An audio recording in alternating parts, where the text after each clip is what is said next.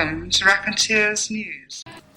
Good evening and welcome to Thursday on Raconteurs News. My name's Andy Young, and as ever I'm joined by my trusty co-host Jason Holmes. Good evening, Jason. Good evening, Andy. How are you today? Oh, I'm good, mate. It's been quite a week. I know last week we suffered a bit because we couldn't get Andrew on. He had family commitments which he double booked with us, and he's done it again.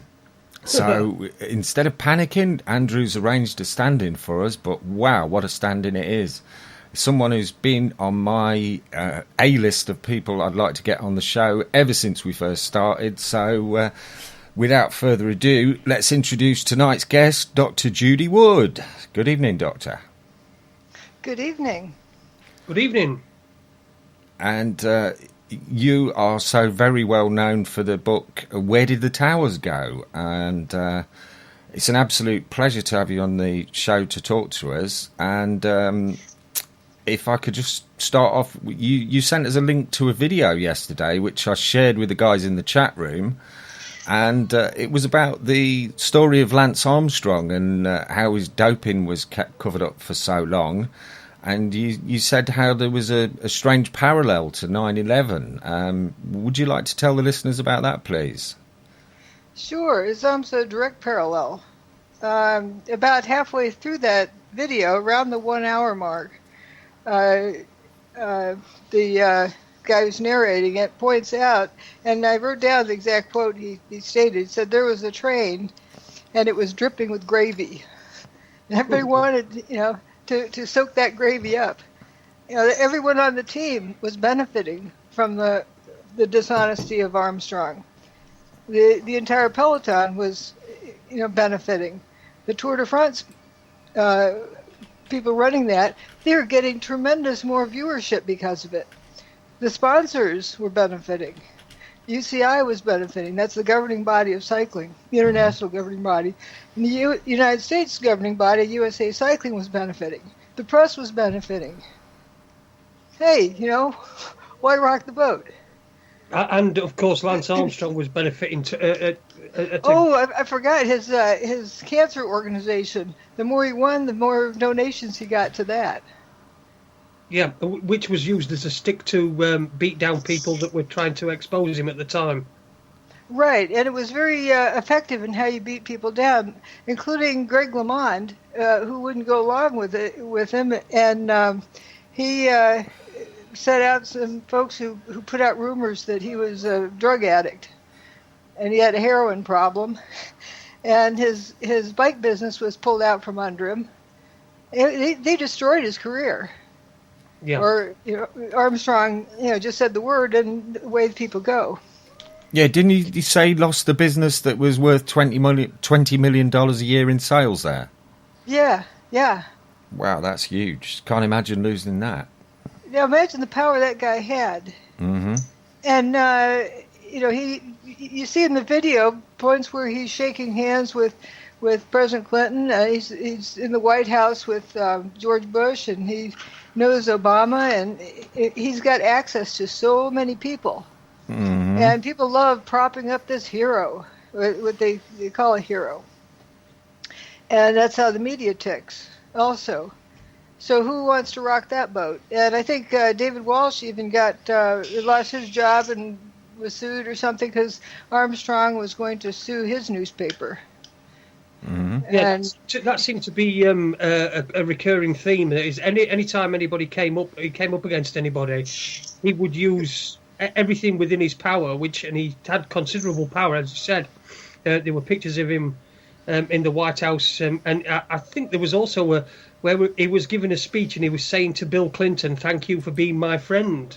So we're talking about people with friends in really high places and how they appear to be untouchable. Exactly. And if you don't have that kind of power and don't seek that kind of power and are just seeking the truth, you don't go very far. Betsy Andrea and Emma, the women who knew the truth, he was destroying them. They're keeping quiet for a while because, how do you go against that? How do you go up against it? And even his teammates, his downfall, of course, was stepping on one too many faces. Floyd Landis. But, as opposed to how I've gone about this, there's lots of people I could have sued. But I don't have the money to hire lawyers. I don't want to spend all my time suing people. I want to spend my time doing science. And I made that choice instead of suing people. But it's pretty ridiculous that that's the way our world works. Is that the kind of world we want? Yeah, it is pretty damning. I mean, the testimony from the women was quite powerful as well, because one of them said that she described that she'd been portrayed as a alcoholic prostitute. Yeah, alcoholic whore, right? Yeah, it's and Lance Armstrong seems to be the epitome of somebody who will stop at nothing.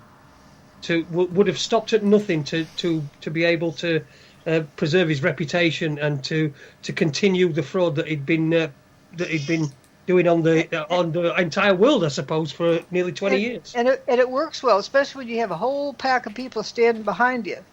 It isn't about the truth; it's about how many people you have standing behind you. The consensus issue is what it comes down to, and why these things work.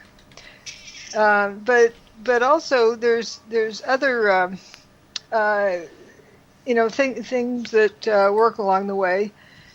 But there's something that David Walsh also pointed out, that Armstrong in a press conference was pointing the finger at Walsh and said, extraordinary accusations must be followed up with extraordinary proof. And Walsh said, well, why not just proof? Yeah. Why does it need to be extraordinary proof? Because extraordinary is setting the bar infinitely high, so that you never can have enough. Like, you have to show premeditation. That's extraordinary. And where exactly was the minute hand on the clock and the second hand, and exactly where were you standing down to a nanometer? And it just can go on and on for demanding extraordinary proof rather than just plain proof.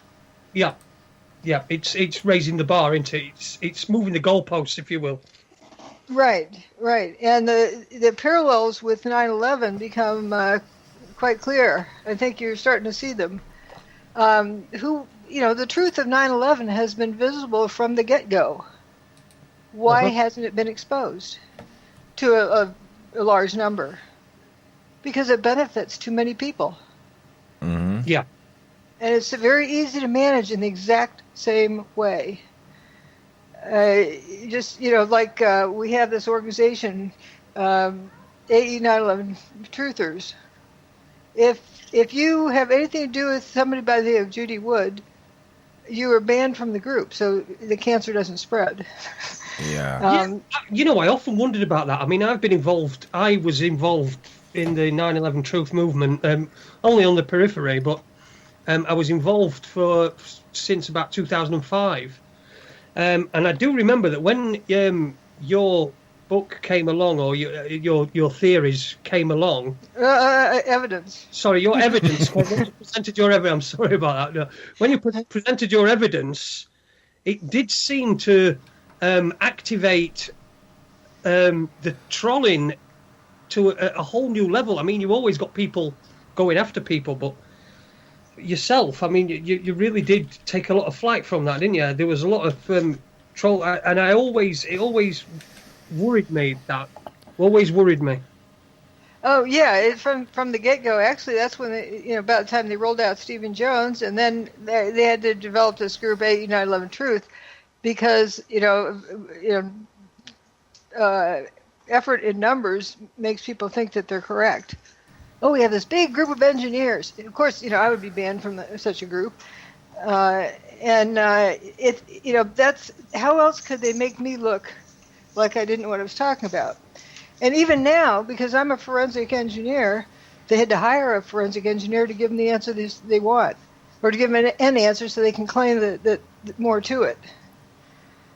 It's all about perception management.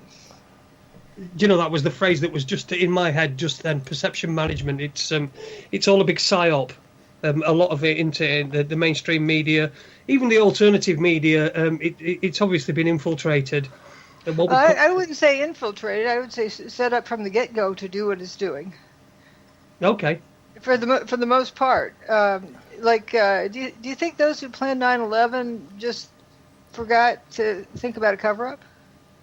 Well, no. Do you think they thought that nobody would be asking questions? Yeah, for me, 9/11 is similar in a lot of ways to the JFK assassination. In that, they manage it. It's so well managed, and there's so many layers of deception. Once you peel one layer of the onion off, there's another one, and you peel that off, and there's another one.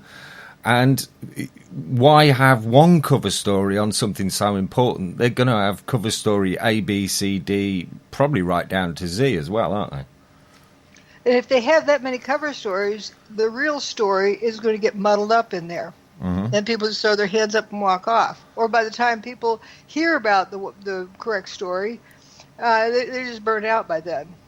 Yeah. Well, for me, the day it happened, I couldn't get in front of a TV screen. It was quite prophetic. I was actually getting set to open my new business that day. And I was listening to the radio, and I heard this thing about planes hit the Twin Towers, and I thought, this is almost like a spoof broadcast. I thought it was something like Orson Welles' War of the Worlds. Exactly. That's what I thought, too. And then visually. I got home that evening and saw it on TV, and I thought, oh, my God, this is real. And for so long, because we've been conditioned to believe what we see on TV is reality, I actually believed... we're told that we see on TV. Yes, I believed the story. And then I thought, hang on, planes wouldn't knock that building down. It's designed to have planes impact it and not fall down. The World Trade Center, when the bomber hit it, was it 1947, was it?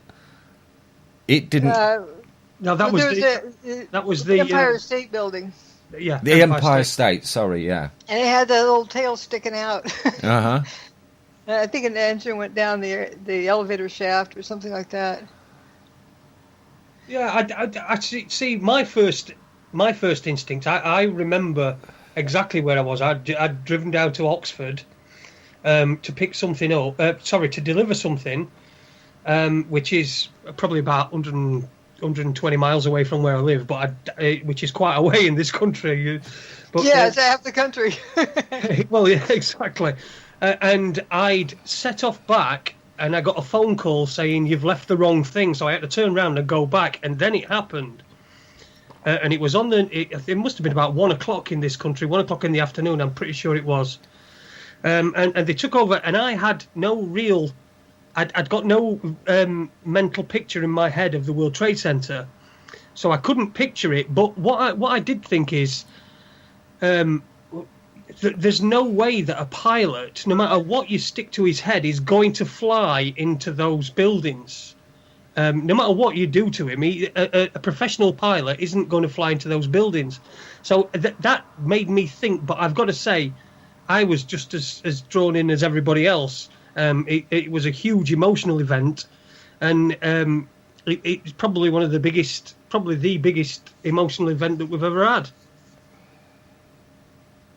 I think we've lost Dr. Wood, Andy. Oh, let's try and add her back in. That's it. Let's see if we can add her back to the call. No, call failed. Oh dear, we'll keep trying. She's dropped off the call. Oh dear, I hope we're not having internet problems there. Right, I suppose what we better do is put on a tune and we'll try and reconnect the call. We'll be back with you as soon as we get Dr. Wood back on the line. Oh, is she back now? No. Okay, we'll put on a tune and try and get Dr. Wood back, and we'll be back as soon as we can.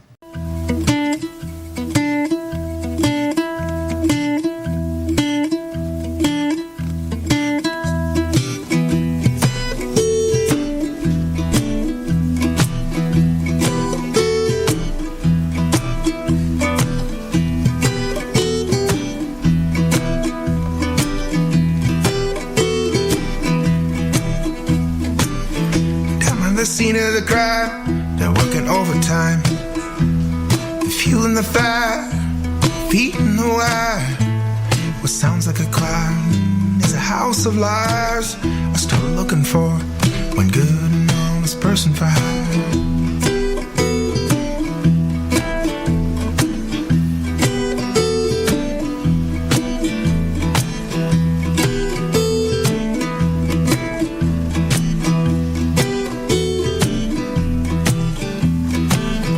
Down by the riverside, notes do or die. Shopping carts, bottles passed around, open fire. Further up the Nile lives the king of denial. Start the trial.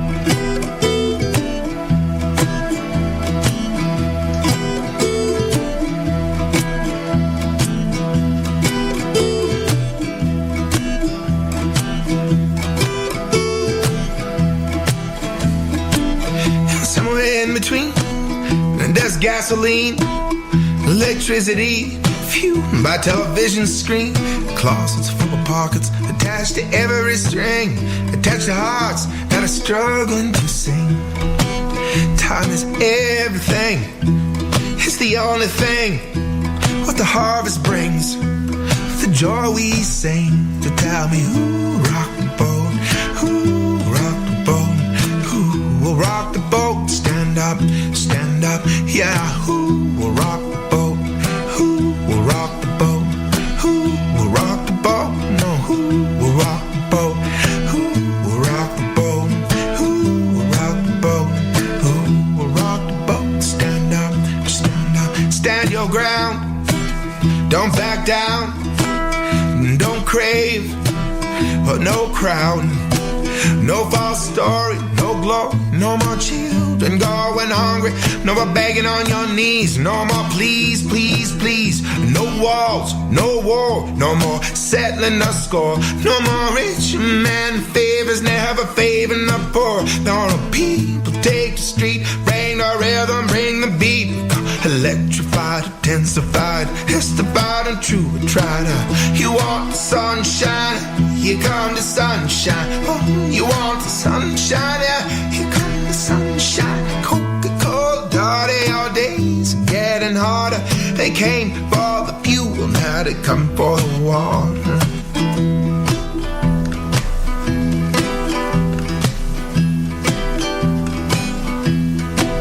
It's the desire in the choice we make, what the harvest brings, the joy we sing. So tell me who will rock the boat, who will rock the boat, who will rock the boat, who will rock the boat, who will rock the boat, who will rock the boat, who will rock the boat. Stand up, stand up.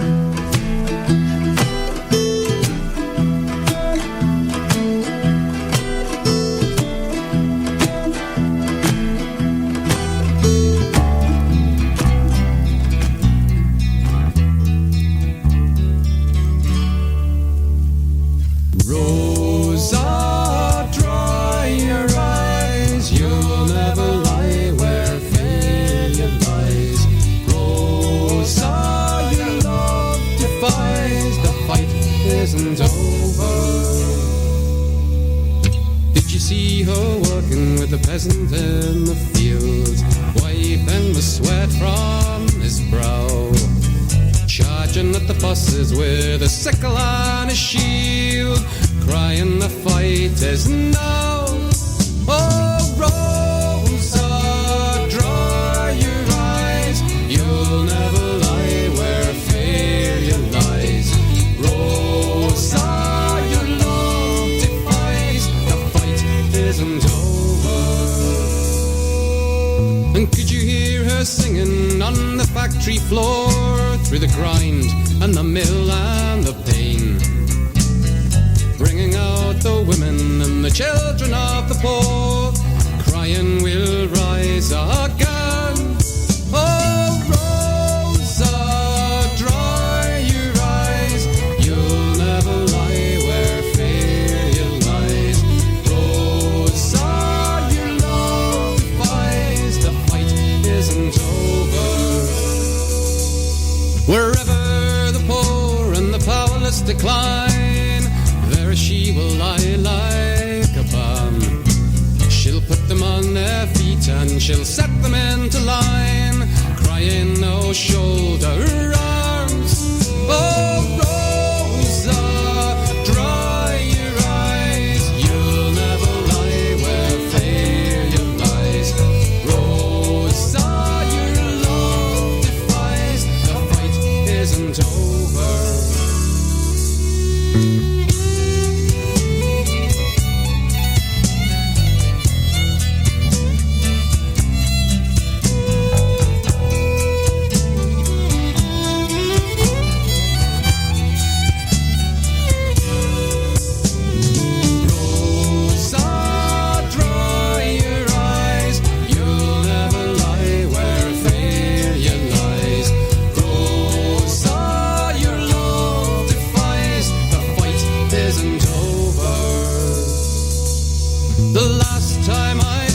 She was on the picket line, wiping the blood from her hair, pushing back the law and fighting for the mine, crying, "We'll not despair."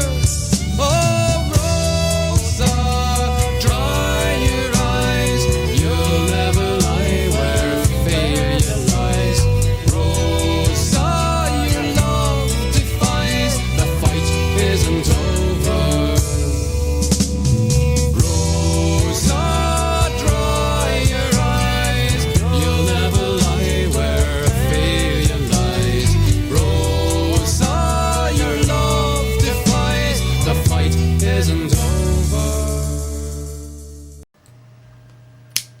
And welcome back to Raconteurs News. We seem to have one or two technical issues, and we've lost Dr. Wood for the moment, but we're doing everything in our power to get her back. But that just proves we're live! Oh, it's live radio! Hey!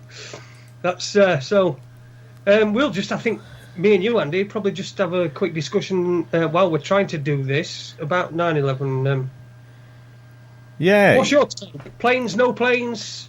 Made it happen on purpose, let it happen on purpose, Bush is behind it. What's your take? I mean, it's a bit like Dr. Wood was saying about the big secret with Armstrong and his doping. We're not going to get to find out the truth, I don't think, until the truth is laid out fully for us, because, like she says, there's so many cover stories, so many layers of the onion that I don't know how the hell we're going to get to the bottom of it. Yeah, and plus, if we do get to the bottom of it, there'll probably be something else that pops up at some point.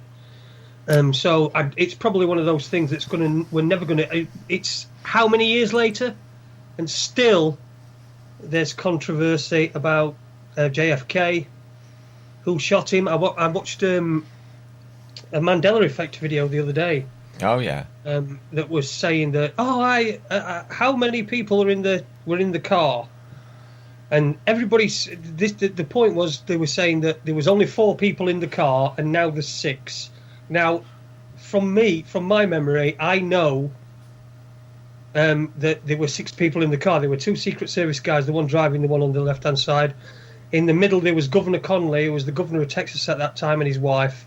And behind them there was JFK and Jacqueline. Yeah. So it's the muddying of the waters, I think, is half of the plan. Oh yeah. Keep the waters muddy. Don't let people discover too much, and then when they do discover something, you're all over it. Like I noticed Dr. Wood and Andrew Johnson as well got quite a bit of stick on the Edge Media Forum some years ago. Dr. Wood appeared, I think, with Theo Chalmers on one of the shows, and she was getting trolled on the forum, and then Andrew Johnson came on to the forum and he was getting trolled on the forum as well. So we seem to be as a species eager to call somebody out as a liar rather than to look at what it is that they're saying, and whether it has any credence or not. And certainly from what I've seen, particularly from I've just watched a video while I was washing up, washing the teapots in the kitchen. That was called. It was something about the direct energy weapon that Dr. Wood writes about in her book. It was something about that, and a lot of what you can only really believe what you see with your own eyes, can't you? And then half of that's not even real. Yeah, what is it? Richard Deal says, "Believe none of what you hear and only half of what you see." Yes, that's right. Yeah. It's definitely a subject. Plus, it's an emotive subject as well, so people can start saying, "Oh, I had a relative who died in 9/11," or "I had this." So it's a bit like cancer. If you said to somebody, "Just a second, hang on," what you're doing is you think you're raising money for cancer research, but if you really look into it, you'll see what you're doing is actually raising money to pay the salaries of people that work for cancer research, and that's what's going to come out first. There's not going to be any research, but if you say that to them, they'll say to you, "Oh, how can you say that? My dad died of cancer, or my mum died of cancer." Well, that's not what I was saying. I was saying you're being ripped off even now. Yeah. You've been ripped off because there was a cure for cancer, and it wasn't used; it was ignored, just so that they could make some money. So you've been ripped off then because you've lost your family member.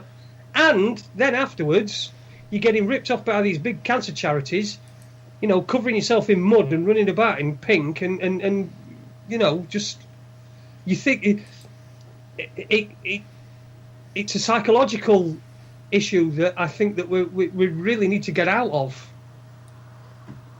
Yeah, absolutely. Oh, there you go. Patrick's saying, more to the point, do we know who shot JR? Yeah, I don't know. I think that was resolved back in the 80s, Patrick. Catch up, mate. But no, I mean, I looked at the architects and engineers stuff, and yeah, they seem to make some very good points.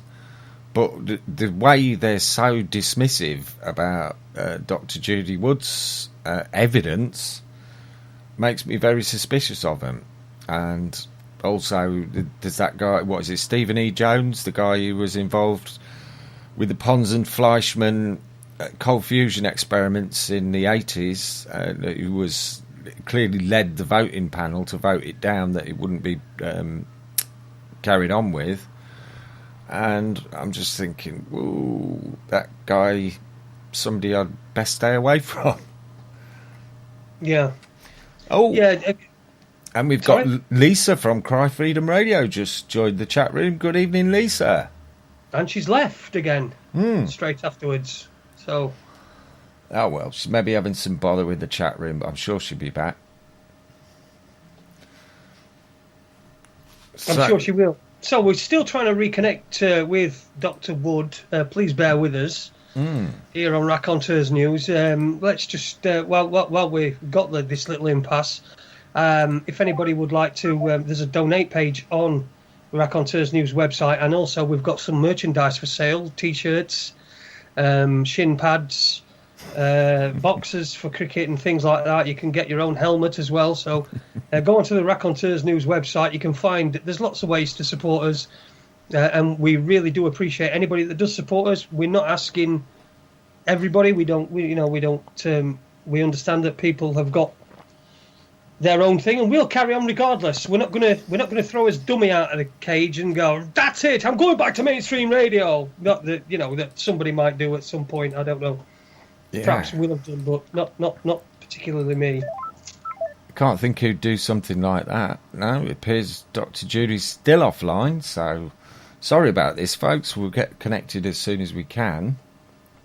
But yes, normally East Coast of America we don't have too much problems with Skype, but this is one I kind of expected problems. But hey, Skype is what it is, isn't it? It is, yeah, and. Maybe I think we'll probably get Andrew Johnson on in the next half hour or so. Yeah. So that should be easier than us two filling in, trying to, with our pigeon knowledge of 9/11 and all things 9/11 and directed energy weapons and things like that. I think Well, Well, while we're waiting for Dr. Judy to come back, Jason, I believe you got to know quite well two of the people who were in that building that day. Well, I know William. I spoke to William Rodriguez. God blimey! That was the guy who. That was the guy who was the caretaker, yeah. Yeah, he was the last man out. Mm-hmm. He calls himself last man out. He was the guy that was caretaker. He's been to White House and he's met the presidents and all this sort of stuff. But he was in Britain and he was doing something. I'm pretty sure he was in Liverpool. But it's a really weird story. I think I've told it you before. And when I got arrested for, for some nonsense really, and I wasn't very long and I was out. But when I came out, there was William Rodriguez who said that he got me out. How, I don't know. But yeah, I met him. I also had relationships, friend relationships with like Dylan Avery of Loose Change. A bit suspicious about him at the moment. I always was, really. Mm-hmm. About his motivations and how he seemed to get a lot of funding, and his film went viral massively, didn't it? Loose Change went massively viral. Good film though. I did enjoy it. Oh yeah, I think it was one of the first ones I watched about 9/11, or about the hidden story behind 9/11. But I must admit, when I first saw Dr. Judy and heard what she was talking about, I thought, hang on, this seems more like it, you know, because with the other stories, none of it quite adds up, does it? I mean, particularly when you're talking about, oh yeah, it was all done with thermite. Well, thermite doesn't reduce everything in a building to nanoparticles of dust, does it? No, that's right. No. It's really strange. It's really weird when you expect. First of all, you expect if the building's been hit, and there's going to be some failure, you think the top would fall off. Exactly. Would just fall off, but it didn't. It just went completely down, like it was just taken away. Like Dr. Wood says, it just turned into dust.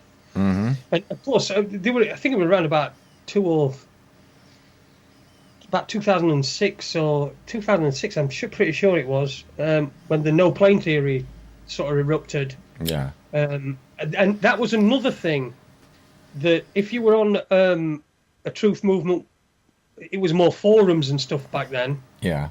There weren't really any Facebook, and I think MySpace had begun, but it had not met very many people went on it. But it were mostly forums, and if you went onto an alternative media forum that was 9/11 related, and you started talking about no plane theory, you got banned. Yeah. Which I thought was, it just seemed to be, you know, which you're talking about a government committing an act on its people. Mm-hmm. That's out there enough. Yeah. Now, to suggest that there's no planes is not really a very big step further on that day. You know, it could have been missiles. It could have been holograms. I mean, I don't know what people think of. I've not looked at 9/11 for such a long time that I don't know what the general consensus is these days. But I've sort of put it on my back burner, and I don't have a theory about it because there's just that many around, and it bogs people down. Yeah.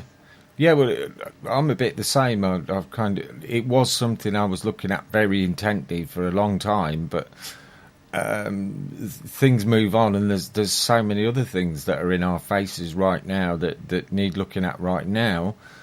Not to say that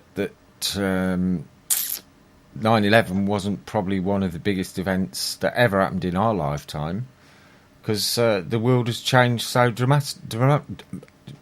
drastically or dramatically, I can't say both words at the same time, since that event. Yeah, well, I mean, 9/11 was the first mass event that was globally. Everybody saw it. Everybody, didn't they? I mean, you obviously there are people that, you know, live in places where they don't have TVs and things like that, but it was a psychological operation on a global scale. It was on the nightly news, and I actually remember. I actually remember that the newspapers and the TV said after a couple of weeks, said, right, we're not going to show anymore. We're not going to show the images anymore because it's all it's getting too much for people. People are becoming fearful. So like you say, I mean, it was obviously a psychological operation. It was the first time that something had been on live on TV and broadcast to billions of people around the world, and it brought in this new century, and things are completely different in this century than they were in the last century, particularly because of 9/11. Yeah, absolutely. Just like to say we've got some new faces in the chat room. I mentioned Lisa from Cry Freedom Radio earlier. We've also got Big Davy G. We've got Dan Allspark. Welcome, Dan. I know it's probably your first time in our end chat. We've also got Dave Iron and Dearth.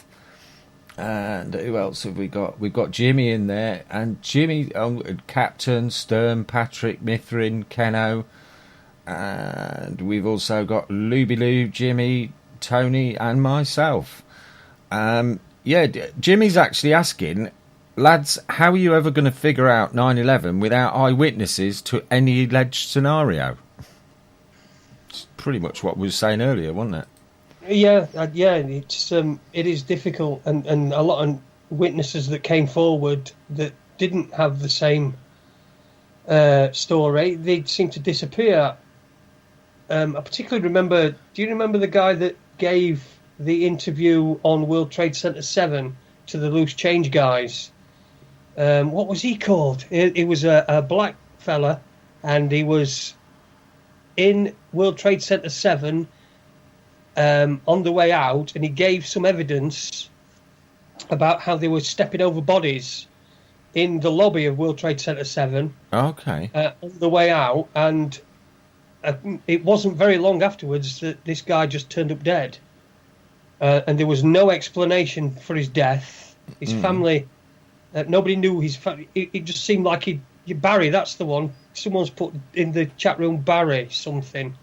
Barry, I can't actually remember, but it's a very, very interesting interview. If you find out, I'll find out his name. Yeah. But it's a very, very interesting interview. And then when you couple that together with him being found dead a couple of weeks later, it makes it even more sinister in a way. Yeah. What was it? Dan just said there. What was it?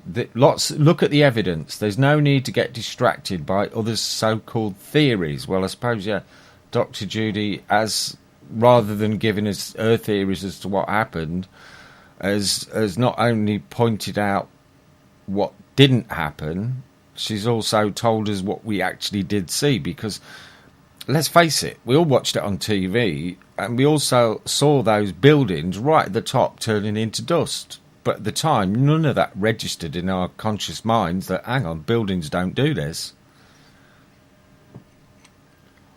Yeah. Barry Jennings. That's him, is it? Barry Jennings, World Trade Center 7 explosions. He talks about explosions. Interview. Barry Jennings he worked in World Trade Center 7. I'm pretty sure he did. Mm-hmm. But there's quite a few articles here on him. Barry Jennings Mystery. That's Barry Jennings Mystery. Blogspot.com. I don't know what's in there, so don't blame me if it's crap. I'm just sort of reading what there is on Barry Jennings. But yeah, when you get things like that, scenarios like that, and there was a number of eyewitnesses as well. And if you look at there was a guy called Harley Guy as well, and he was there. Yeah. And he was there, and they did an interview, and it was incredible. And he sort of says, "Oh, they're playing it, this building, and then the building collapsed, mostly due to structural failure." What? How did he know? He was just a guy watching it. How did he know what brought it down? Mostly due to structural failure. But there you go. That's the seed planted in people's minds. Yeah. You plant Osama bin Laden, you plant structural failure. The one thing for me is that the towers, if the pancake theory, which is what was muted by NIST, I think, at the time, the pancake theory, that the floors pancaked on top of each other. Firstly, there wasn't enough time for them to do that. No. And secondly, there would have been there were 46 or 47 steel columns right in the very centre that made up the core of each individual, each tower. Yeah. And those would have still been there if the pancake theory had been correct and relevant. So Dr. Wood's evidence of that everything just turned to dust. I noticed there wasn't any filing cabinets found. I mean, I think they found one filing cabinet was found, and it was a complete mash wreck. Yeah. You would think there'd be a filing cabinet. You'd think there'd be a chair. You'd think there'd be a telephone, but all they ever found were like little pieces of a dial. You know, the buttons. They find like a little corner with a couple of buttons on it, and that's all they've ever found. I mean, the total and utter obliteration of the entire inside and outside of the World Trade Center 1 and 2 it is just incredible. And Dr. Wood's evidence is support. You know, it would give a reason for this. It certainly wasn't fires, was it? Oh, no. No, that's fantastic. Dr. Dearth in the chat room is posting some links to his website, deepinsidetherabbithole.com. So, yeah, that's interesting site there. Thanks for the links, Dearth. I tell you what I might do, Jason. I think it might be an idea if we reboot my Skype and try a quick tune and then get back, see if we can get Dr. Judy Wood back on. If not, we'll have to keep soldiering on till Andrew turns up. So we'll put this tune on and we'll be back as soon as we can, folks. Sorry about this.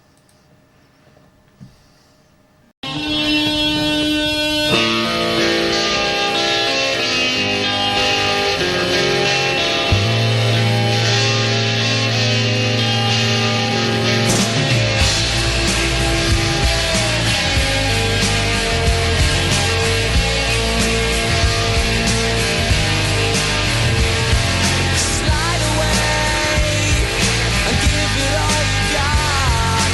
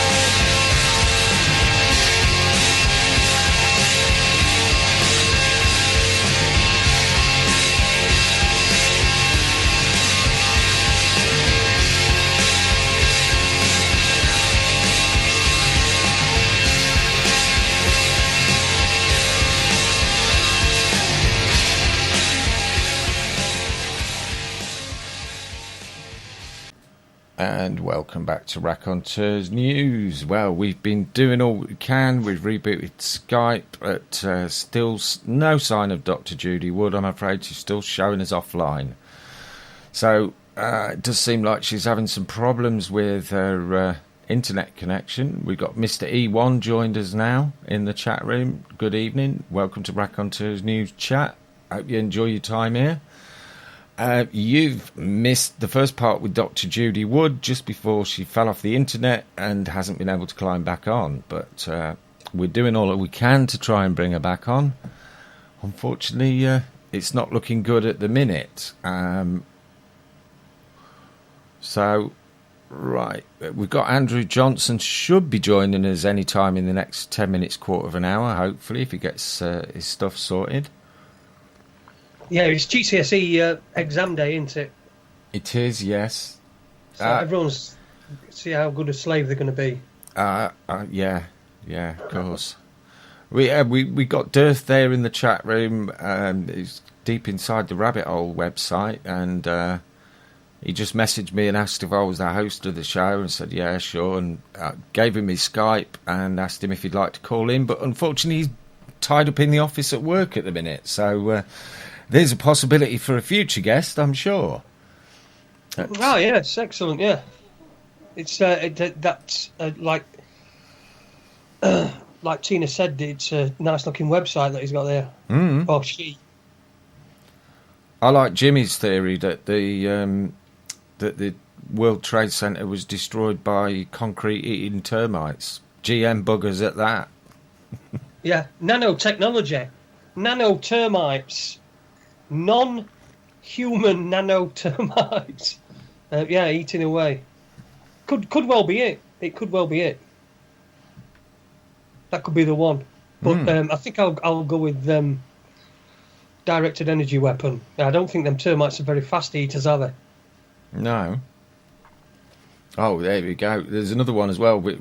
We also have to bear in mind the secret Dyson program, which is a highly secret operation using a Dyson vacuum cleaner, and when switched on could theoretically suck any building into itself and make it appear like a controlled demolition. That's another one. It's a super Dyson, shall we say. I don't know what you've been having today, Jimmy, but you must be enjoying it, mate. Yes, and enjoy that Dyson as well. Obviously, there's one there with him, sat listening to the radio. He's listening with his Dyson. Enjoy that. And don't listen to anybody that tells you that Dysons suck, because they don't. They're really good. Yeah, I've got a few friends who've got Dysons, and they always swear by them. Yeah. Well, I've got a couple. I've got one big one and a little one. Crap. The dog shit, honestly. They are. You might as well just get an over. That's what we did. Saved ourselves 200 quid.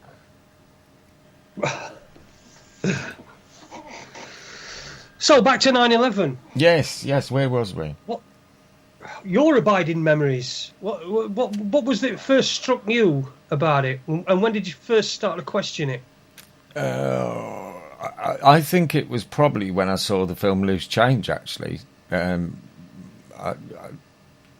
10 years ago, I palled up with a guy when I moved to Boston, where we live now, and I hope he's listening now, Alan. And Alan led me to look at Loose Change, and kind of nothing was ever the same after it.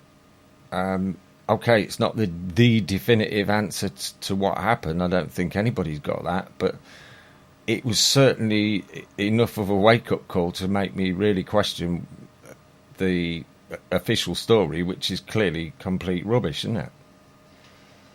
Absolutely. I think when I first started to question it, I had that trouble in 2004. Excuse me. I had that trouble in 2004, and then Mithrin. Never mind. Sorry, I've got to. Mithrin.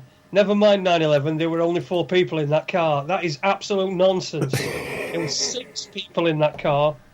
There was Governor Connolly and his wife, and there was JFK and his wife. I remember distinctly because the magic bullet theory suggested that the bullet went into JFK in one place, came out in a completely different place, then it stood in the air for a second and a half before entering Governor Connolly through the shoulder and then embedding itself in his wrist. Ah. So I remember that distinctly. So I know he wasn't driving because the driver carried on driving. So the driver drove off. He sped up, didn't it? Not doing that if you've been shot, are you? So he wasn't the driver. So there was a driver, Secret Service driver, and another one next to him. So there were 6 in that car, Mithrin. I'm sorry, I can't agree with you. Yeah, that Mandela effect is causing all kinds of people to question things which I thought were established fact. I can't remember what it is, but I've seen some coming out lately. I'm thinking, really? You're questioning that? I remember it exactly the way we're told, but then we all know that memory plays tricks on us, don't we? Of course it does, yeah, of course it does. I'd certainly... I did notice the other day that I saw something from a musical that was being... a musical in a theatre or something that was called Mirror Mirror. The musical was called Mirror Mirror. It was based on Sleeping Beauty. And shouldn't that have been called Magic Mirror then? Exactly. But it's called Mirror Mirror. Now... That does make a lot of that doesn't compute with me. I'm just saying that there are certain aspects of, for a start, I keep away from the biblical references, how the Bible's changed, because I know nothing about the Bible. No, I wouldn't remember anything, so I stay away from that because I've got no personal knowledge of it. Berenstain Bears, again, another one that I don't recall. I don't recall Berenstain Bears, or whatever they were called. It's just the ones that I can relate to, that I find interesting. And so far, I've found a couple that do make. I think the Luke, I am your father. I think that's always been no, I am your father. Really? I'm pretty certain of that. Because the lead up to it, if you listen to the dialogue that leads up to it, Luke, I am your father, doesn't fit in. Whereas, because he's actually saying to Darth Vader, he says, he didn't tell me about my father or something, and then he says, but I know you killed him. And he says, no, I am your father. Ah. So he's answering Luke's question, or he's answering Luke's statement, but I know you killed him, and he says, no, I am your father. Ah, right. So that, again, that's another one to me that doesn't quite fit into what I remember. But the magic mirror, that does strike a chord with me. I know there's a lot of websites that have saying that logos have changed and things like that. Well, we know that happens anyway, but again, the details are so minute that you think you remember how something looked, and even though you might have seen it every day for 100 years, somebody will point out something on that you've never noticed. Yeah. Inevitably, that that can happen. It does happen. Why would you notice that on the F there's I can't even remember what it is, but there's a little curve, isn't there? There's a little curvature on one of the letters on the Ford logo. Yeah. People say that never used to be there, but again, how would you know? It is. I can see why it's there. I can see why people spend a lot of time on it, because it can be a complete mindfuck. But that really is the extent of it, I think. Yeah, of course. Yeah, sorry, I was getting a message on Skype there, mate. Yeah. Okay. Yeah, we've still got no sign of Dr. Judy. She's still showing us not on the internet. Tried to add her again. No, it's not having it. So Oh, we can but hope she'll get back to us before the end of the show. Hopefully Andrew will be along soon as well. Yep. So, what have we learnt tonight? We've learnt that there were 6 people in that car. Yeah, even though Mithrin says there was only 4. And I don't know who he was referring to as a-holes, whether that was us or the 2 that were sat in the front seats. You never know, we might be the same people. No, I'm supposed to be Floella Benjamin following that Chris Spivey show we did. That's right, yes, that's it, yeah. You are Floella Benjamin, yeah. I noticed the features are exactly the same. Oh, Sturm says maybe she's turned to dust. I hope not. So I think what we're going to have to do is perhaps try and get Dr. Judy on another time. Oh dear, the schedule doesn't seem to be working out as well as we thought. And there was me thinking, oh, we got let down, but it's all turned out for the good. But these things seldom turn out the way you plan them, do they?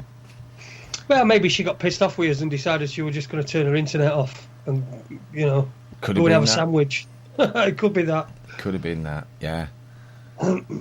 So, if you're listening, Andrew, if you can hear us... here he is. He's back now. So, let's see if we can get Andrew Johnson on the call. And, it looks like it's ringing there. Hello, Andrew. Hi. We're live on air, mate.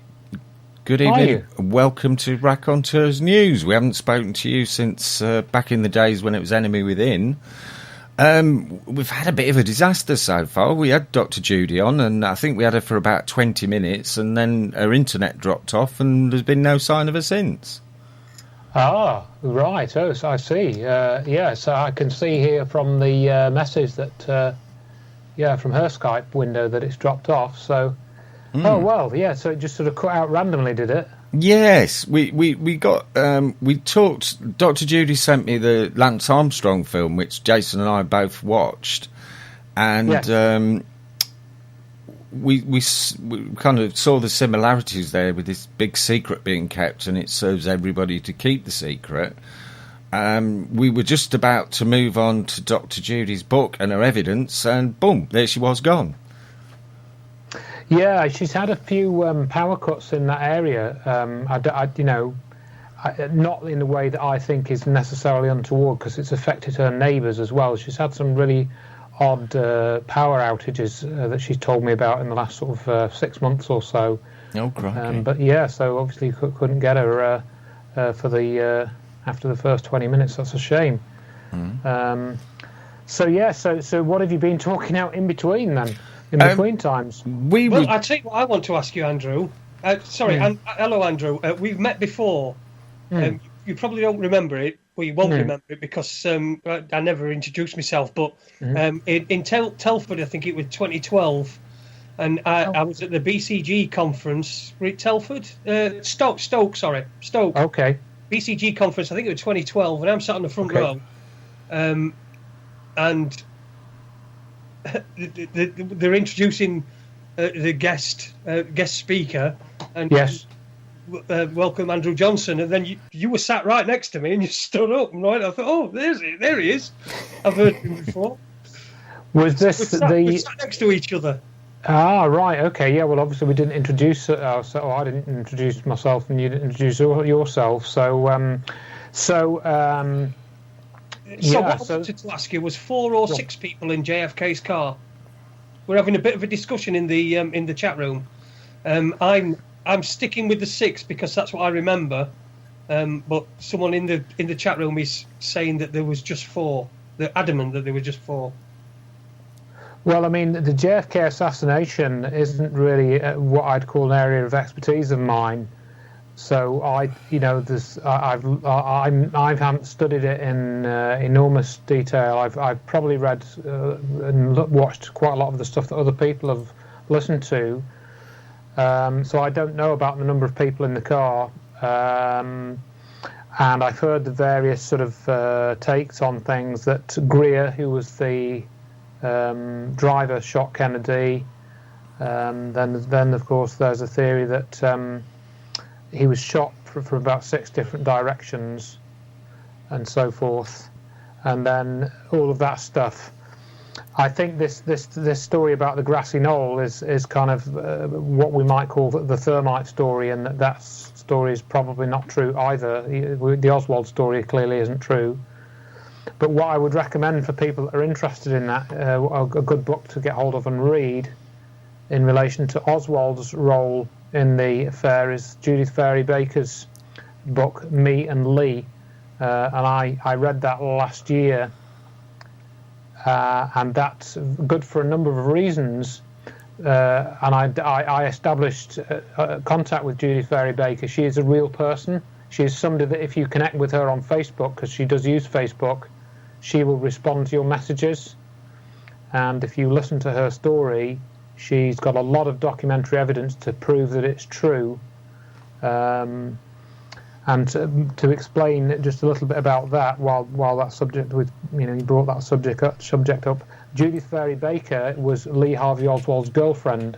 She was his girlfriend for a period of about a year, and it's a love story that she writes about. She fell in love with him, and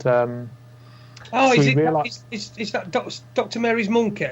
Yeah, kind of. Yeah, you got the right connection there, because I haven't read the book Dr. Mary's Monkey yet, even though I was kind of given a copy by Douglas Gibson. However, I have listened to the author of Dr. Mary's Monkey, Ed Haslam, and he wrote that book some years ago because he knew Mary Sherman when he was a toddler. Mary Sherman was known to his family.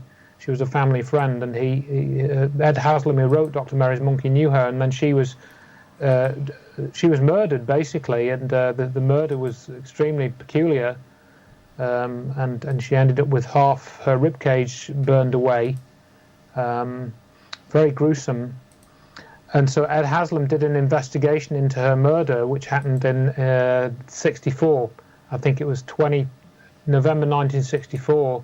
When Mary Sherman was murdered, and that was the start of the Warren inquiry. I understand that there was a synchronicity of timing with that.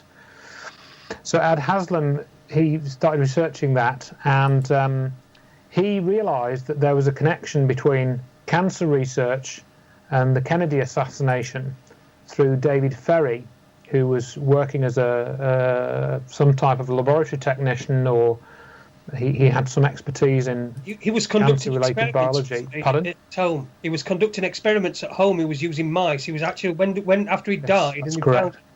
His place would full of experiments, mice, and he was just doing things all over the place. Correct, and I think in the course of Ed Haslam's research, he worked out that you're right. You reminded me about the mice that Ferry was keeping and doing experiments on. And Ed Haslam at some point realised there must have been another similar, sort of backstreet laboratory. It wasn't a, fully equipped laboratory, but it was equipped well enough to do this work.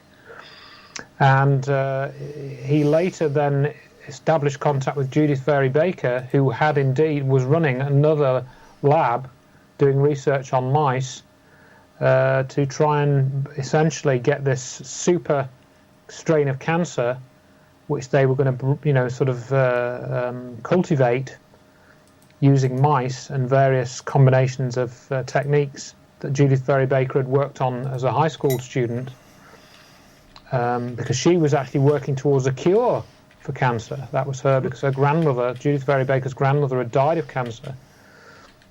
She'd be an interesting guest for you to get on. I mean, you could establish contact with her on Facebook. She's still posting fairly regularly. She would tell you her story. We that established the link between the Kennedy Andrew. assassination and cancer research. Sorry, we had Ed Haslam on the show a while back. I just looked and found it. It was episode 38, and we're now on episode 77.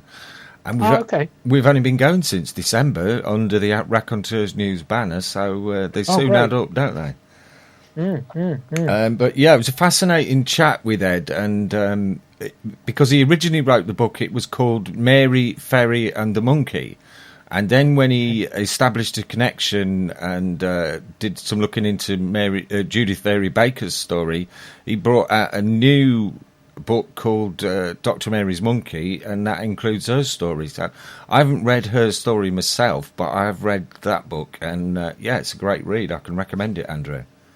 Right, yeah. I mean, I think there's quite a big overlap between the two books, Dr. Mary's Monkey and Judith Vary Baker, because as you say, he included a lot of that story once he'd researched it, and Judith Vary Baker speaks very highly of Ed Haslam because I think it was essentially Ed Haslam that brought her story into the public domain, and wrote it up, as you say, in that book. And then also the History Channel made a documentary about Judith Vary Baker's story, and it was shown, I think, twice, and then it was scrubbed. And they also had to take off all the DVDs because they'd made a DVD of it, and the History Channel was selling it, along with all their other DVDs. And then they had to scrub it. They took this thing off their collection. It became very hard to obtain, but it has been reposted on YouTube since. And I think somebody sent me a copy of the DVD as well. So enough copies were out there to preserve, But it shows you the type of censorship that they're able to impinge on such stories as Judith Vary Baker's when they're a threat to the establishment. Because quite clearly the story of the Kennedy assassination is untrue in the official story. But I think what's very dangerous is this link to cancer research that was in there. And okay, I'm sure your listeners have listened to the Ed Haslam broadcast, so they're going to know about that. But I didn't find out about that until probably around about 2008, 2009. Years and years after the original events, and I stumbled across an Ed Haslam video by accident, I think. But it seems that all these things are interconnected. The cancer cover-up. And it's a bit like with 9/11. I guess you didn't get on to talking about 9/11, Dr. Wood, did you, because of the connection failure? No, unfortunately we didn't, Andrew. Would you like to start us off on that subject?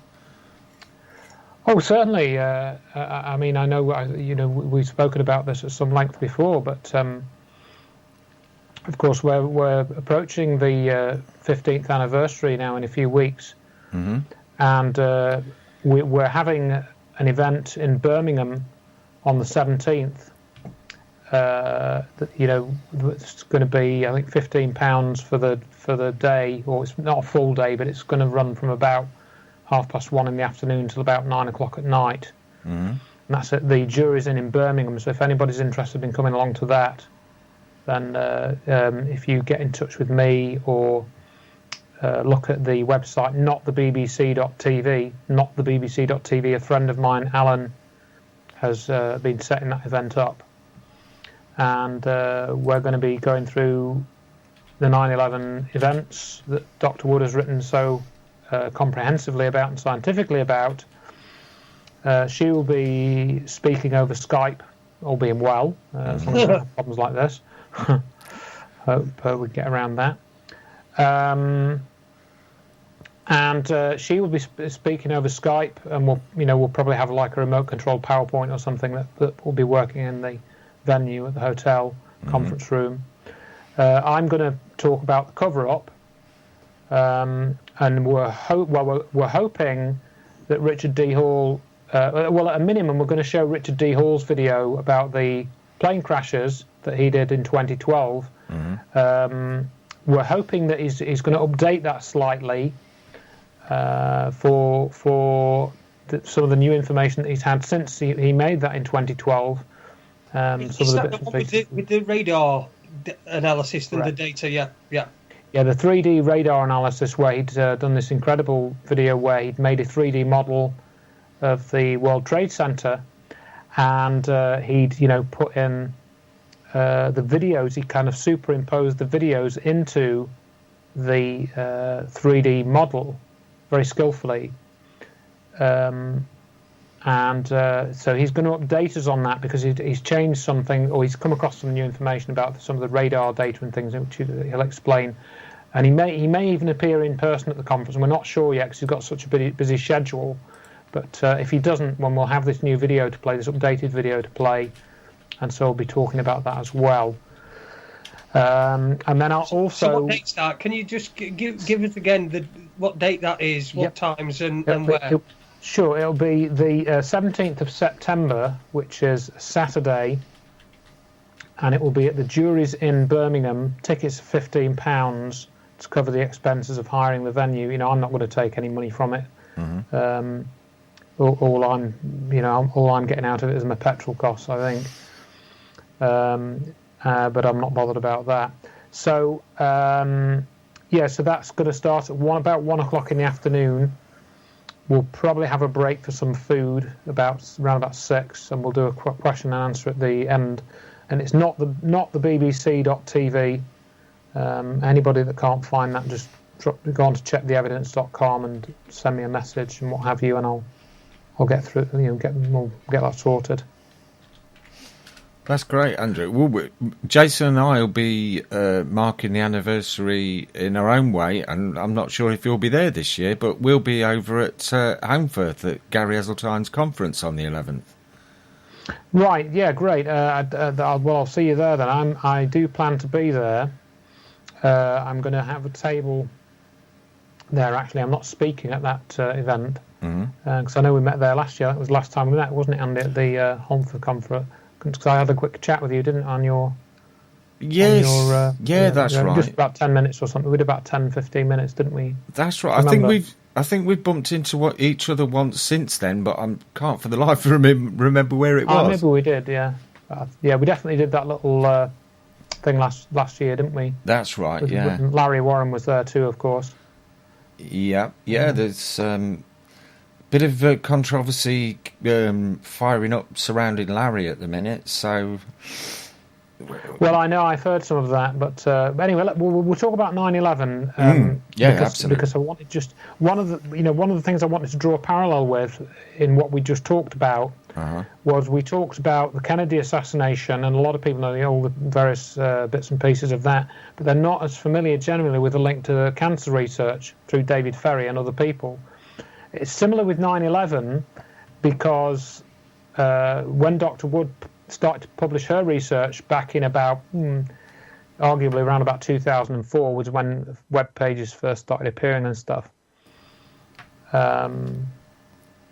She was beginning to see various unusual effects, and she attributed these to some type of energy being involved, and she didn't really know exactly what was going on at that point. She just knew it wasn't, she knew by looking at the evidence that this building didn't fall down, and it wasn't fires, melting the beams or anything like that. There was something else that was going on, and she didn't know what it was at that point. But by, I think, a couple of years later, she knew that some type of energy weapon had been involved. So by about 2006, it was pretty clear that some type of directed energy had been used to destroy the buildings. So bringing that into what I was saying about Kennedy and the cancer link, there is a link between the energy cover-up and what happened on 9/11. So a lot of people separately to 9/11 talk about free energy devices and how we can have this technology whereby we can switch something on and it will drive a motor or a computer or whatever, and it will produce energy from nowhere. A lot of people have talked about that and claimed that they've built these devices over the years, and it's something I've researched a few years ago now, and I'm quite comfortable in stating with confidence that yes, some of these devices are real, some of them do work, some of them are able to produce energy without using any fuel. But one of the big problems that comes up is you can build these devices, but if you build them yourself, typically you get problems like they overheat, or the effects that they work on don't last for very long. There was one example that came up recently, or rather resurfaced recently, with a guy, I think he was Turkish, and he built this kind of like this sort of like fancy dynamo type rig, which ran at high speed. And he publicly showed this at some convention somewhere with other devices. And it was a set of very strong magnets arranged around a spindle, in some like some fancy dynamo type thing. And he'd set it going, and it would power itself, and he could drive light bulbs and stuff and fans and stuff from it. And it's on, you can watch the videos, they're on YouTube. Mm-hmm. But the problem was, this would only work for about an hour, and then it would overheat, or the bearings would, wear out, and you'd have to take it all apart and put new bearings in it, or something like that. Mm-hmm. And I think this, from what I saw of this device running, I didn't see it up close, but just what I saw in the videos, which were posted by Sterling Allen, it's another story. Oh, yes. Indeed, yes.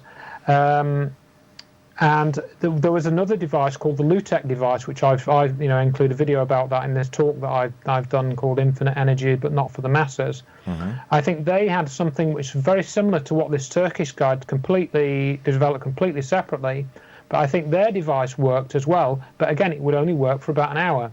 So people say to me, Andrew, so why, you've got these people producing these free energy devices, why aren't they running their houses on them? And I think that in many cases is the answer. They can't run their houses on them because they will only run for about an hour before something burns out or wears out or runs out. And I went to see a guy in England recently who's similarly, he thinks he's designed a similarly sort of rotating free energy device. He let me go and see it, and it was fairly sort of experimental. And I think it was producing some type of free energy, but I wasn't able to 100% convince myself of that, but I could see where he was going with it. I sort of understood what he was telling me. But again, his device would only he could only run it for a couple of minutes, and then he had to switch it off because, he built it all himself.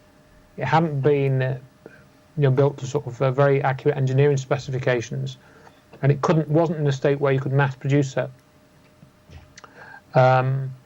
So those sorts of problems come up with these free energy devices, and to get around those, you need money, a lot of money. You need to set up machine tools to produce parts to, fractions of a millimeter tolerance. You need a design team.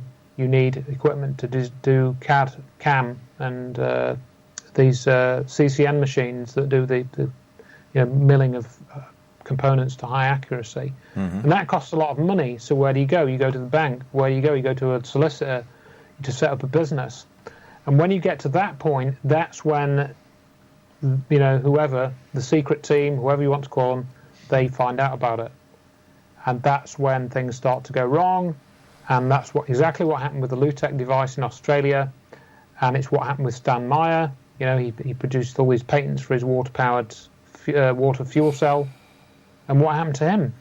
He ended up dead. He got poisoned. Yeah. So people have probably heard those stories, and they get repeated. But the other side of the story, which doesn't get repeated as nearly as often, is that the powers that are in control, that are running everything, they know all about this free energy technology already, and not only do they suppress it because of financial reasons and and all the energy money they get from selling energy in various forms, but it's because they've already turned it into a weapon. And we know that they've already turned it into a weapon because that's what was used to destroy the World Trade Center.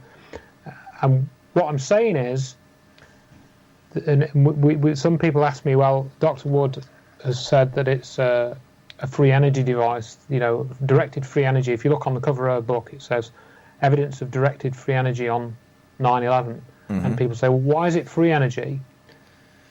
And that really comes out of observation.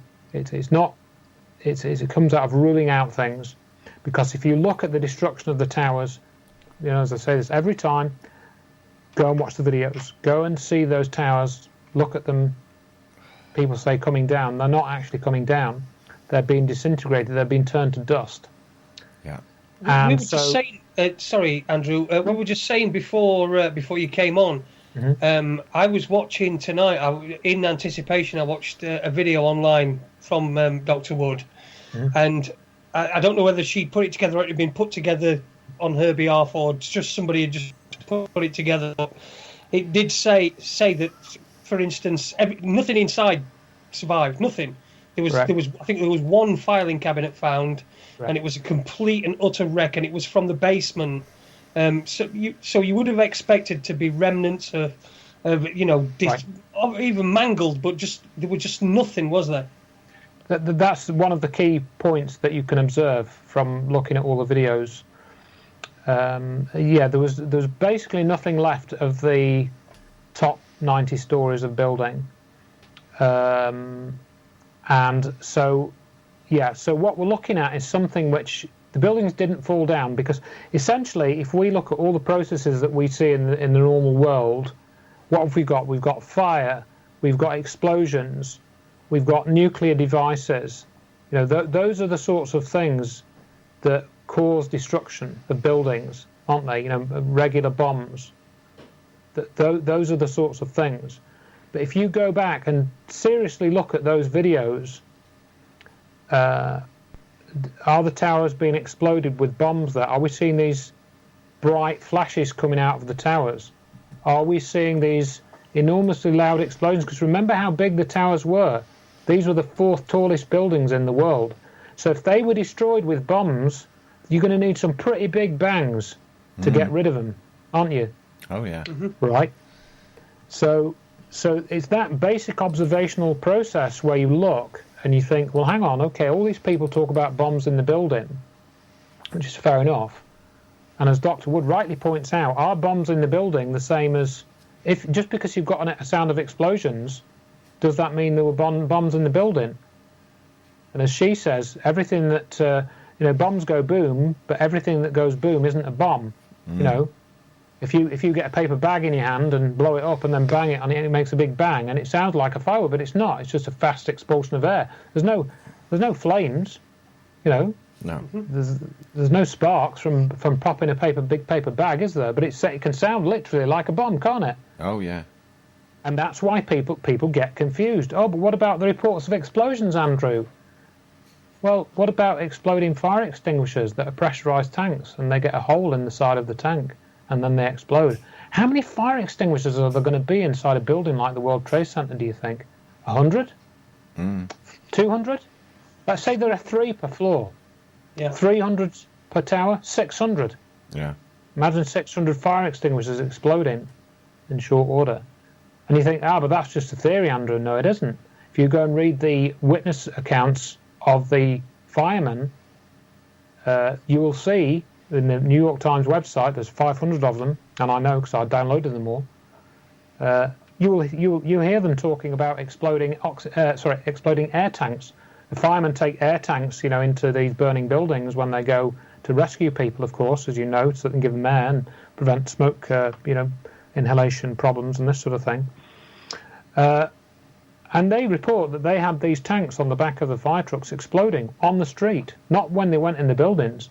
Why would they be doing that? It's because there is some process, there is some energy being used in the vicinity of the towers to do something. So this is the whole point. We're seeing a process which involves energy, and that energy is being used as a weapon, and it's being used to destroy the towers. Because if you look at what's going on, there is no other way to explain what happens. How can an air tank randomly explode? Multiple of them, multiple air tanks randomly explode on the back of a fire truck, when there's no visible, bomb being thrown at it or thermite being thrown at it or anything.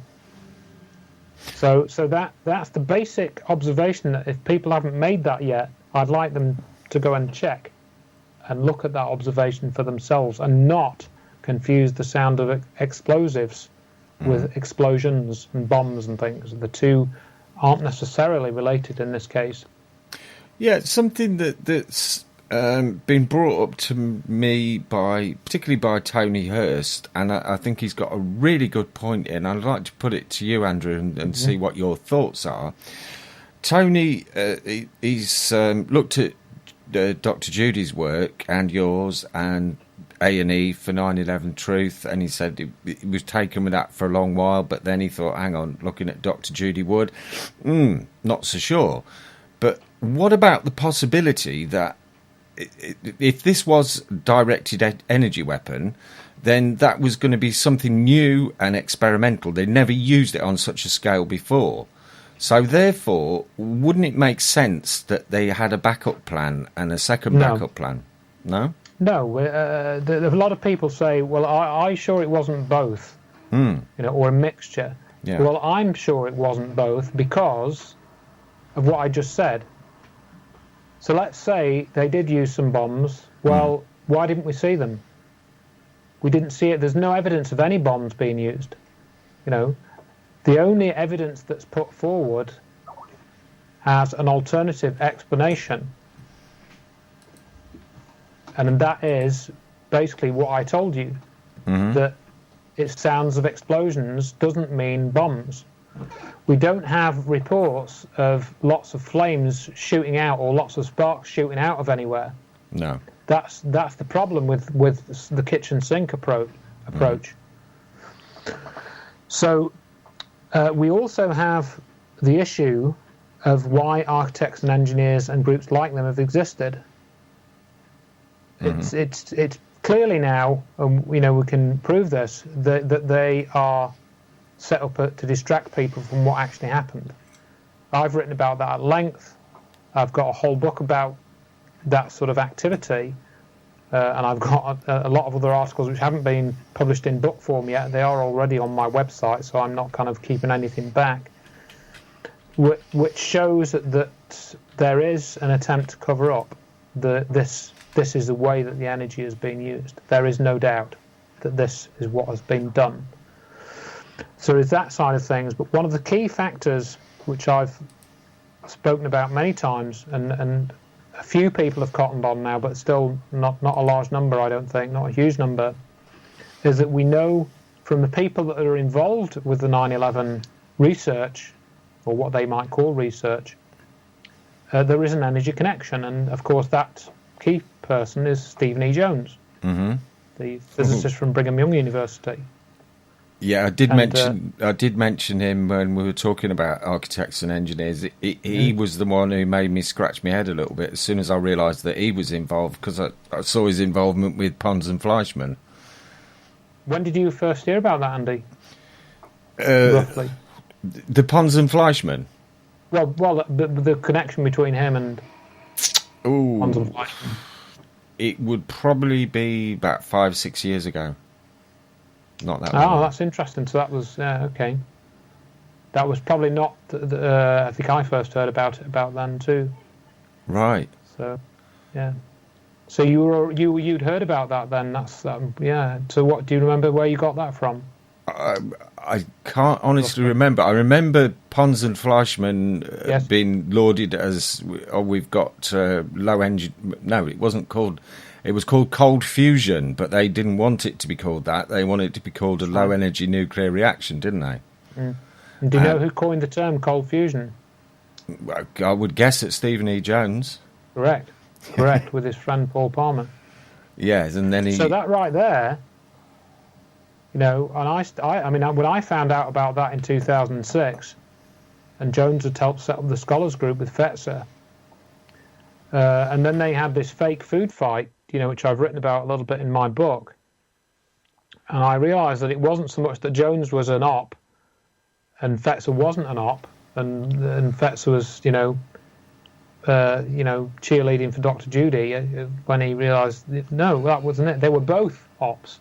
Right. They'd set up both sides. They controlled both sides of the group, and I saw that they were just creating a circus, a sideshow, to distract from Dr. Wood's research. And she was actually given these jobs in the Scholars Group, like designing the website, to take her time away from doing more research. That was back in sort of 2006, 2007 timeframe. Fetzer kept giving her all these little jobs in the Scholars Group, which weren't really research, which essentially delayed the publication of the Where Did the Towers Go book. If you added all that up and all those going on that went on and more that we wouldn't have time to talk about, much more, the publication of that book was probably delayed for something like 2 to 3 years. So if it hadn't been for all that shenanigans, that book probably would have come out around about 2008, I would think. Right. And they're still doing it. They're still the Architects and Engineers group. I mean, somebody published this free ebook in 2012, I think it was. And I revisited this quite recently, actually. I'll see if I can find it. I probably won't be able to find it, but I think it was published in 2012, and it was on the Lulu website that I use for posting my free ebook. Well, let's just see. Yeah, this is it. And this was written by a guy called... Oh, so that's... Yeah, okay. Called Armenia. And the book was called Nano Management, the Disintegration of a Non-Profit Corporation, the Collapse of Architects and Engineers for 9/11 Truth, the world's foremost 9/11 Truth group as witnessed from its inner sanctum. So this Michael Armenia guy had been involved in their committee meetings and conference calls and so forth, which they obsess about. And he realised that they weren't really doing anything. They weren't really doing anything towards a new investigation, which was their stated aim. And this ebook is like, I haven't read all of it. It's like 246 pages long. But what was quite interesting to me and Dr. Judy Wood was that this chap, Michael Armenia, he'd actually included a copy of the Architects and Engineers group's vetting procedures. Because what they, the Architects and Engineers group for 9/11 Truth, in massive quotes, they have this petition that you can sign to petition, whoever to do a new investigation. That's their stated mission. And we have some writings about this we got from them as well that are on there, probably not from their website and so forth. And they vet people. So if you sign their petition, you may not get listed until they've done some vetting on you. And and so you're not allowed onto their petition unless you meet certain criteria. And in this ebook, you'll find that there is a list of vetting criteria. And I'm going to that page now. They should be, yeah. Volunteer vetting procedures draft, March 12th, 2009. Anybody that wants a copy of this PDF, I can supply them. Yeah, and they give you all these things that if you're a volunteer and you're vetting members who sign up for the website, you have to go through this list to check whether you're going to add them to the list. And there are several sections in these vetting procedures. It runs to about 3 or 4 pages. Let's have a look. But there is, on page 238 of this PDF, there are some techniques for vetting listed. A, general search, B, 9/11 related search, and C, refined searches. Section C is the interesting one because it says, if not already found through items A and B above, refine Google searches to determine any correlation to questionable ideologies using combinations of username and a search term. So this is where somebody sign up and you'd search their full name on Google and whatnot, as well as full name and a search term.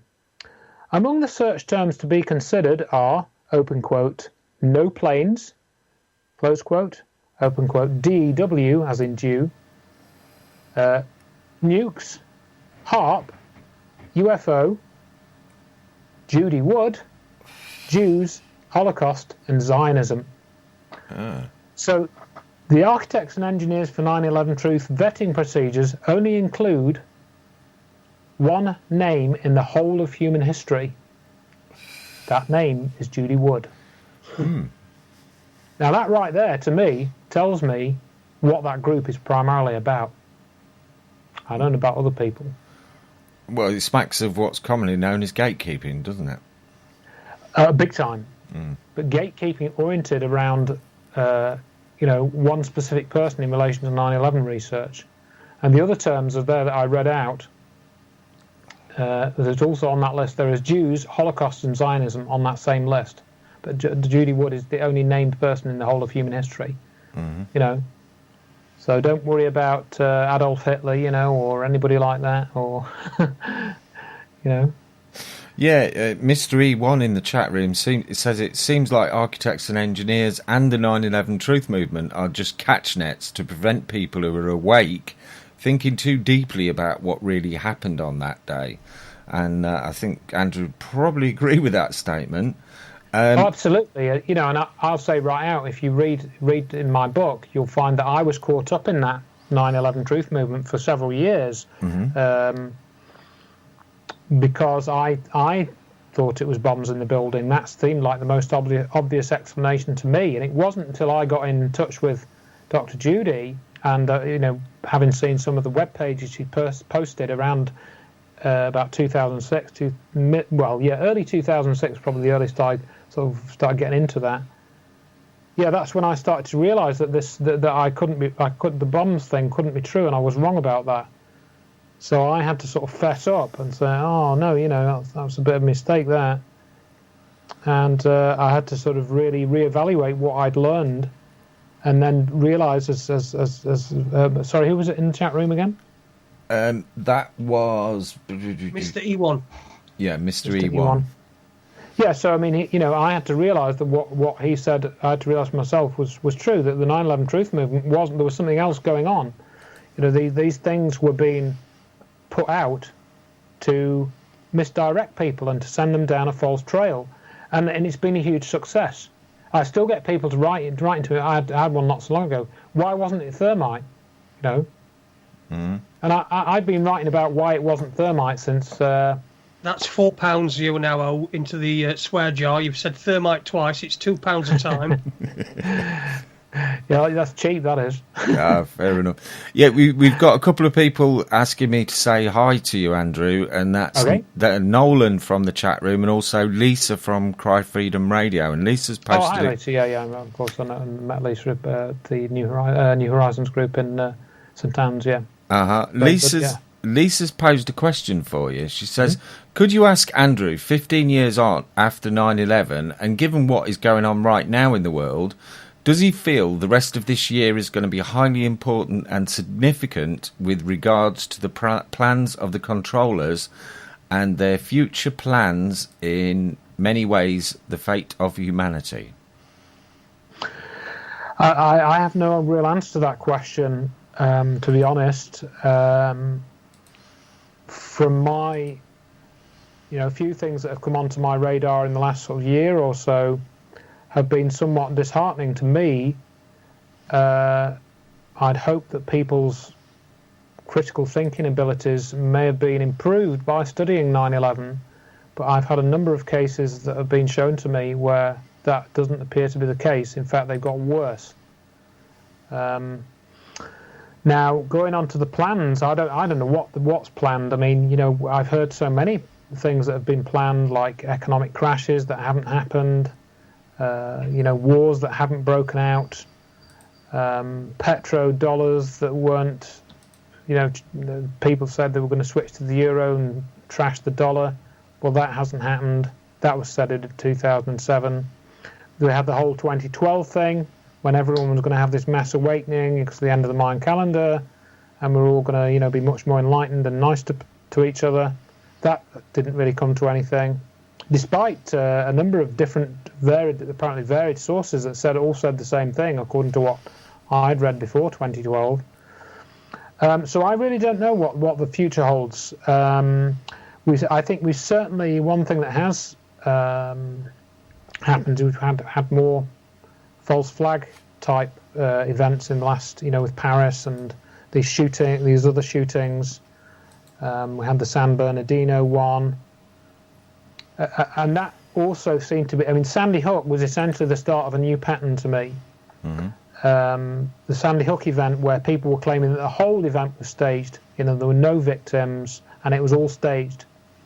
We've had several events like that since. Paris was staged, Charlie Hebdo was staged, there were no real people involved. There was all actors, and nobody was hurt, etc. I don't know, frankly. What I'd like to point out is that during all this sort of cluster of false flag, these events that have happened, whether false flag or real, Buried right in there is where a lot of British citizens were supposedly killed on a beach in Tunisia. Right. Now, that has not received anywhere near the amount of coverage that I would have expected in this country. And I think that's telling as well, because I think that there's holes in that. It could be, but, I think as observers, what I try and say to people is that if you look at all of these events, the Tunisia shooting included, you've got a very small amount of evidence to go on. You've got a few photographs, a few witness accounts. You personally weren't there. I wasn't there. I don't know anybody who was there. We don't have video footage from, let's say, 26 different video cameras. We don't have 40,000 pictures. And we don't have the aftermath of the event going on for several months of cleanup and removal of stuff from the scene of the event.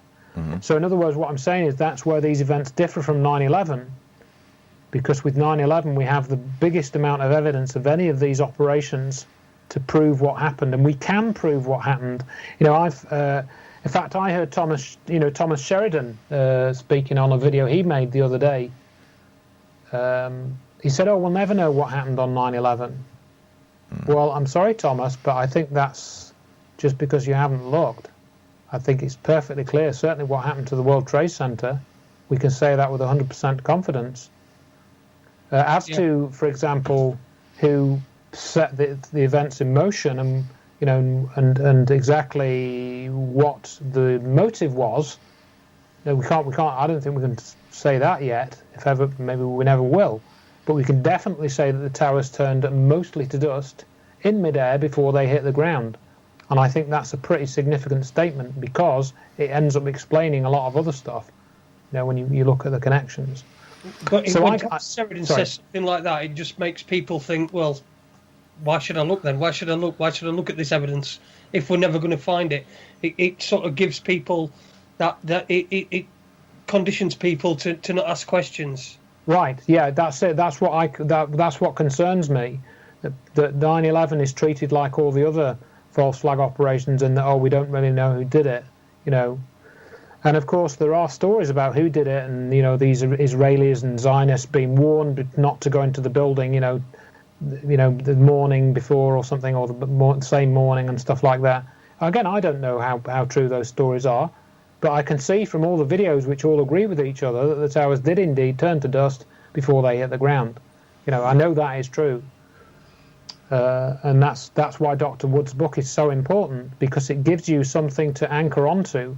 And from there, you can actually establish, for example, the connections of companies like Science Applications International Corporation, which they were involved in directed energy weapons research.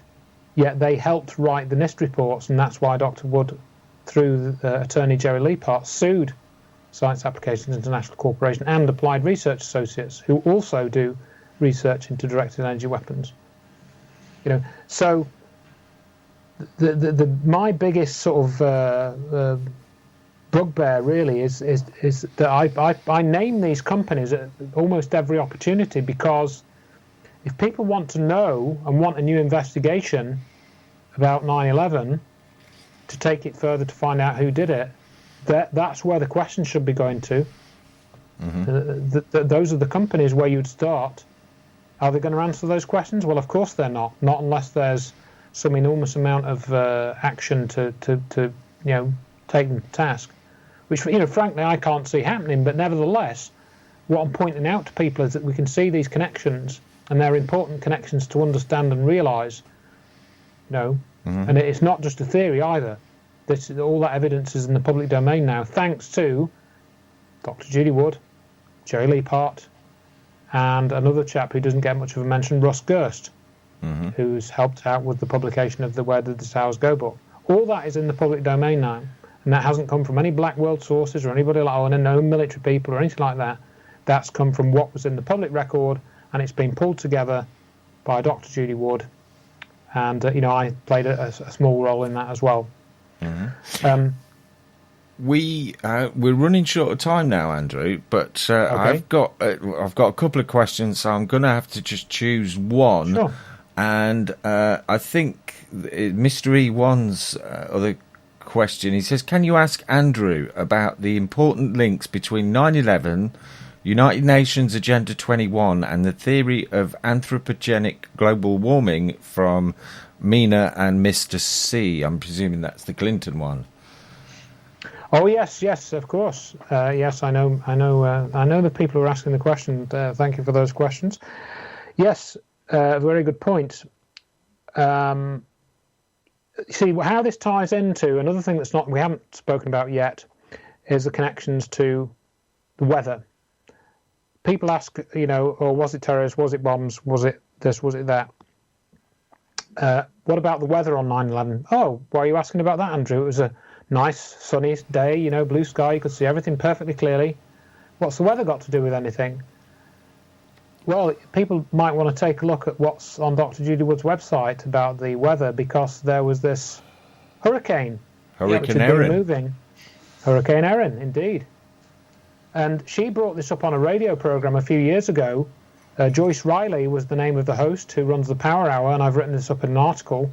I wasn't going to at first, but then I did. This guy phones in when Dr. Wood starts talking about Hurricane Erin and saying it moved for 4 days in a straight line up from Bermuda towards New York City, coincident with the events of 9/11, and on the 12th of September it made a right-hand turn and moved off out to Newfoundland. All in the hurricane records, archives, and various weather services, Canadian Met Office, Canadian Weather Office, whatever they call that, British Met Office, and so forth. So what was this hurricane doing? Why was it coincident with the events of 9/11? This guy phoned into Joyce Riley's program and said, "You're a liar, Dr. Wood. This hurricane was a hurricane from 2004." And that is not really true, because the Hurricane Erin name wasn't retired. They did reuse this for another hurricane. But this guy actually accused Dr. Wood of lying about the hurricane, when it's perfectly easy to establish in an instant that this is correct, this is true. The hurricane did do all of these things. So what's this hurricane doing there? Why was it moving coincident with the events of 9/11? Well, of course, there's two possible answers. One is that it was a coincidence, and the other is it wasn't a coincidence. And I think both Dr. Wood and myself have come to the conclusion that it wasn't a coincidence, which opens up some rather thorny issues for the people that support this Club of Rome invented global warming scam, which was invented probably in 1991 in their book, which they published, their publicational report. I'd have to go and get the exact title. And so they set this up in 1991 and set the ball rolling with this idea that the climate was warming and human activities were the reason for the climate warming. And, people claim to have researched this and da-di-da-di-da and got all these readings and stuff. And they say that, if you drive a car, you're killing the planet. I'm sorry. But this has now gone to ridiculous lengths and has become a religion for many people. Primarily, I think, because they've been kind of confused about the issues of environmental damage and the emission of carbon dioxide gas, which, of course, is what we all produce when we breathe. So, according to the people that, think this is a valid theory, then you could extend this theory to say we should control the amount that people breathe out. Yeah. They haven't made that argument yet, but, using the logic that they use, it's not far down the line. I think really we need to book another show, because we really want to get into geoengineering, climate change, and that sort of thing. Okay. And chemtrails particularly as well, because it seems to me at the moment when we're going to have a day that is we had the other day they were telling us we were going to have a heat wave. Yeah. And what it turned out was it was one day that was actually what it was supposed to be like in August, and then the next day, today it's absolutely throwing it down here. Yesterday it was glorious, but it was glorious in that's what August should be like way. I I think we need to book another show to do geoengineering, climate change, all that stuff. Because I know that we've not done a lot of that, have we, Andy?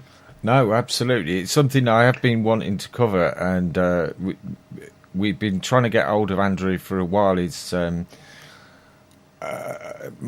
Martina's been trying to contact him through his website, but thankfully you managed to get hold of him, Jason, and we got it sorted. But I'm not sure why you had a problem, because I answer all the emails, so I don't know if the email has temporarily stopped working. But possibly, yeah. We know how these technical things can. Sorry. Sometimes it's sort of compound. Happy to do another show on that, but just to mention the Agenda 21 briefly, as that was asked in the question. Uh-huh. So in 1992, this Agenda 21 document was published in this Rio conference, the Rio summit, and it's basically looked like a benign thing to say, yes, let's all be responsible about how we, treat the environment and use resources, both in our private lives and, corporations, how corporations use these resources. And they introduced all these words like, sustainability and, all these types of terminology, which has been expanded upon since, actually.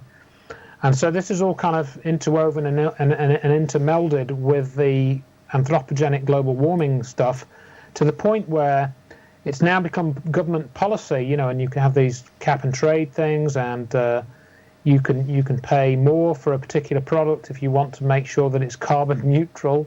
This silly lingo. It's just a brainwashing. It is an absolute scam, and I see we've had Professor Brian Cox has been adding his weight to that just lately, and been getting quite a bit of flack from what I've seen. But thank you so much for joining us, Andrew. Unfortunately, 2 hours, 1 hour's never enough when we've got someone with as much depth and breadth of knowledge as yourself. Unfortunately, we've got to go because Dr. Rock's on tonight, and Dr. Rock, coming up very shortly. Tonight's show is called Return to the Indigenous Mind, and he'll be talking to Christopher Diogi, who suggests that men and women in the West have been enchanted by language, custom and habit, separated from the natural system of which they are a part. Through the proper apprehension and reappropriation of language and symbol, we have it in our power to take charge, increase our capacity for change, and reclaim our ability to recognise and act on our own informed decisions. So thank you very much for joining us tonight, Andrew. Thank you, Jason, as always, and a big thank you to Freeman Jack for sorting my sound out, because I'd got so many technical problems. It was I was getting ready to throw the computer out the window. So we look forward to speaking to you again very soon, Andrew. Thanks to everyone for listening, and stay tuned for Dr. Rock. By the way, if the new show doesn't come up just after we've finished, then please refresh the page and it will come up shortly. Thanks, everyone, and good night. Good night. I'm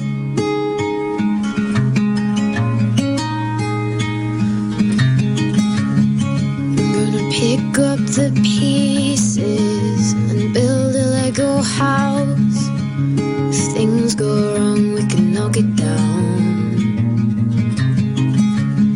My 3 words have 2 meanings, but there's one thing on my mind. It's so for you. And it's dark in a cold December, but I got you to keep me warm. If you're broken, I will mend you, and I'll keep you sheltered from the storm that's raging on.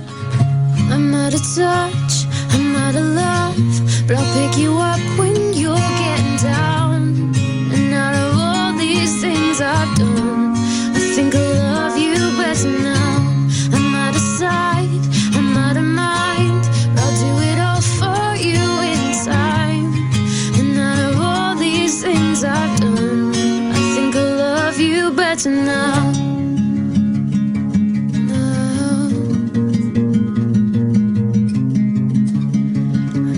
Paint you by numbers and color you in. If things go right, can frame it. I'll put you on a